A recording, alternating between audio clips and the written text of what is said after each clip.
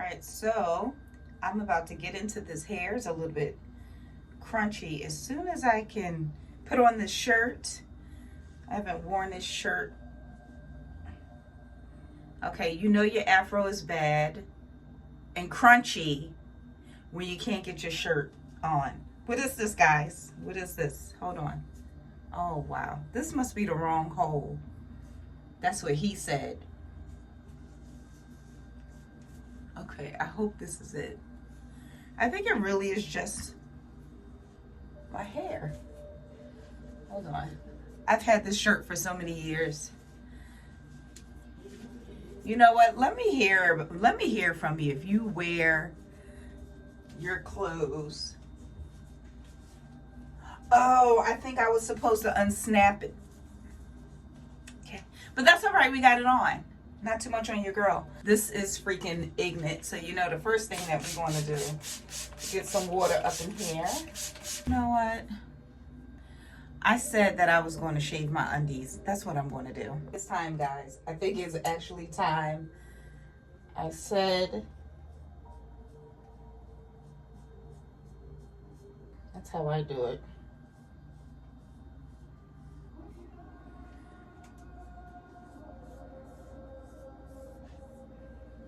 Let me get some alcohol and clean this mess up.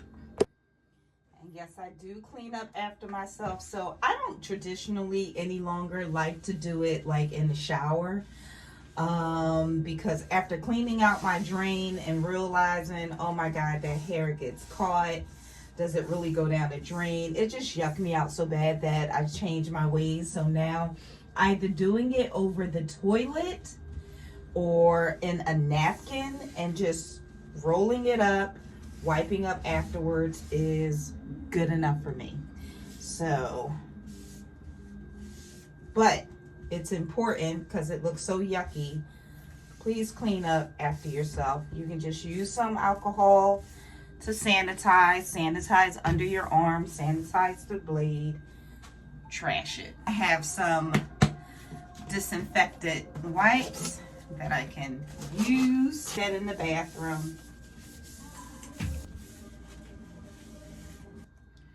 Tea tree and witch hazel.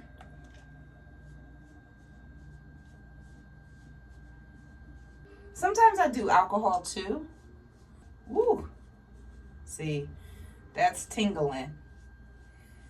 I do not have the prettiest underarms, I tell you. Back to the hair.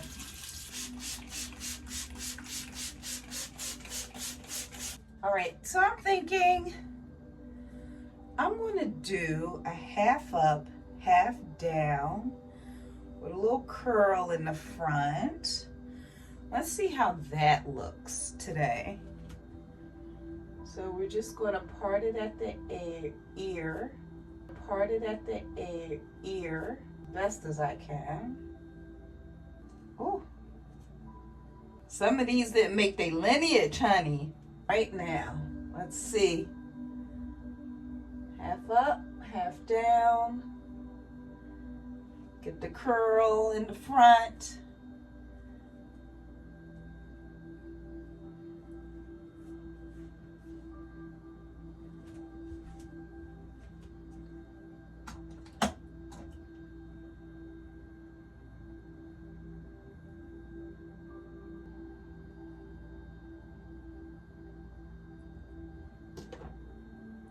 You know what I'm saying? But I feel like it's too much. Oh yeah, there is too much hair right here.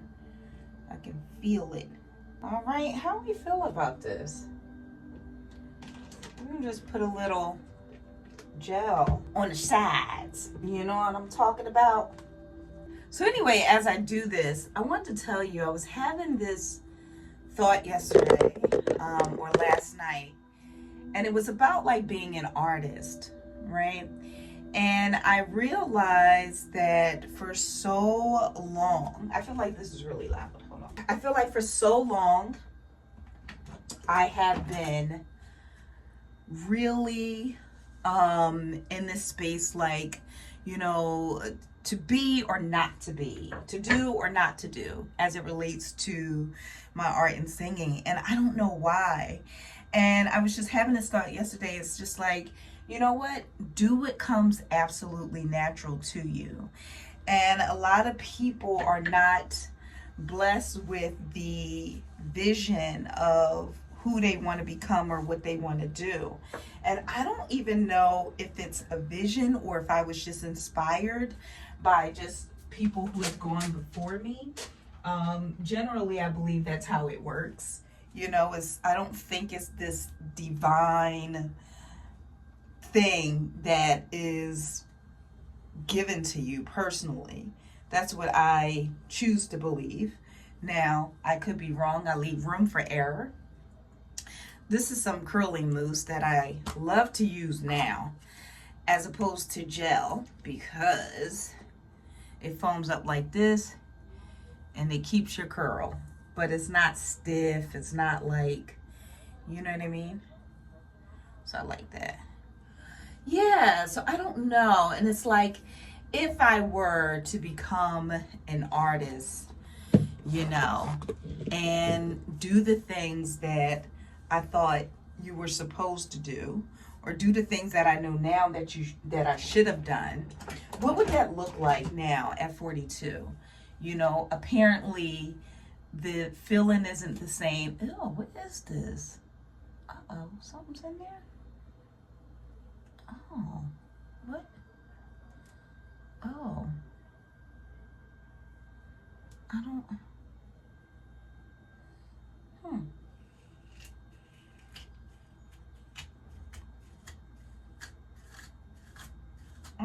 You hear that? That's terrible. Absolutely terrible. You know, so we don't know what that looks like. You know, obviously the same messaging, the same people, the same audience. I think these are all great things because it shows evolution, but it also tells you a bigger, deeper story that, you know, wherever you're starting at, I don't know why we got in our minds, how we got this in our minds. Someone sold this to us that this is only a young man's game. It's only for young people. Well, newsflash, music is for anyone, everyone. Everyone consumes music. So that's crazy to think that in terms of getting to, and I used to think that too because I was programmed to think that. But it's like, what else have I been programmed to believe? And how much of myself do I really trust in this journey? You know what I mean? It's just, sometimes you have to now really shift your perspective and start to ask some of these questions. I think this will do for today, right? This is good. So I have a lot of exploring to do. And I don't mind exploring that publicly because it holds me accountable. It allows other people to join in on the exploration and the conversation as well. So I like all of that. But yeah, like, how do you know? And are you okay with being a little bit different in the way that you approach your artistry if you're starting off as an older person? You know, everything that we once knew, like, it's so interesting. Even when I look at like Beyonce is around my age right now. So she had gotten started early on, lucky for her, or maybe not so lucky for her, who knows?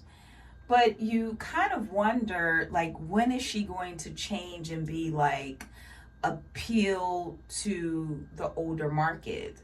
And how hard is that as you are evolving? You're still staying the same and staying stuck as an artist because you're so busy trying to make sure you appeal to a younger audience.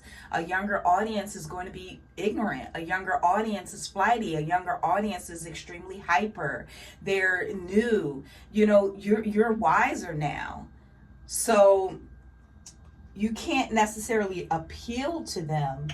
But I think it's important to be able to start to guide them in a way. But you can't guide them if you're being just like them.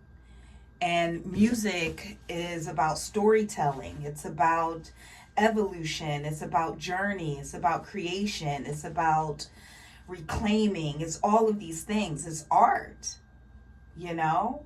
It's art in a vocal sense. Oh shit, I shouldn't have threw that in the toilet. Damn it. So I don't know. It's quite interesting to me. I think this is really good. And I was really, really scared and nervous about having this kind of conversation and dialogue out loud, outside of myself.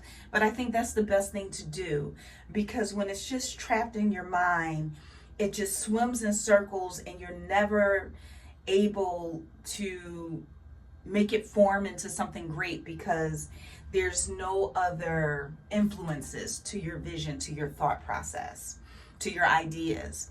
If you don't let them loose, it'll stay the same. It never matures in your head.